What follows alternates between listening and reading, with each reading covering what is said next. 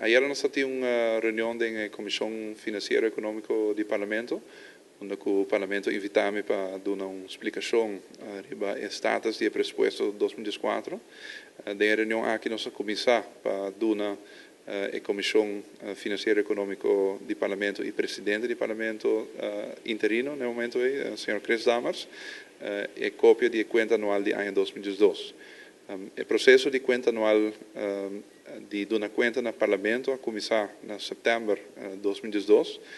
Ora que o Ministro de Mesa a dar a cifra do ano 1986 até 2010, entregar também a lei Ribesaki no Parlamento, como também a conta anual do ano 2011, segundo o qual a Constituição está estipulada. E aí era tinha honor para eigenlijk continuar com o processo de dar conta no Parlamento, door entregar a conta anual do ano 2012, e a lei para que também lo chega ao Parlamento esse ano aqui.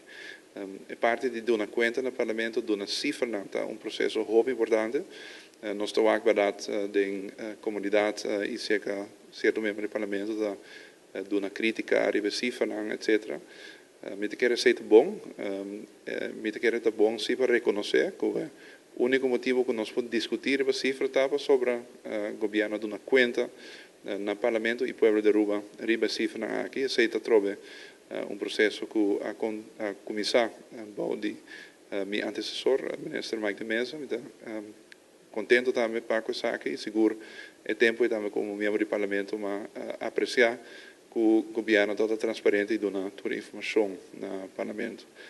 A trove, sei que um tema que nós três para adiante era da Comissão Financeira e Econômica e a vez também nós permitia a Comissão que nos entregaram uma nota riba o presupuesto 2014, como também uma explicação riba cifra e o manejo financeiro que estava riba de ano nos dilante. Então a nota é nós entreguei ayer de forma digital, todo membro do Parlamento a receber isso aqui e agora me entreguei de uma forma de um hard copy na Presidente do Parlamento e também uma cópia para todo membro do Parlamento para pôr começar a preparar a mês completamente riba o presupuesto 2014, riba toda a cifra, riba todo o ponto na cuta em cada NG, para o qual trata a parte financeira.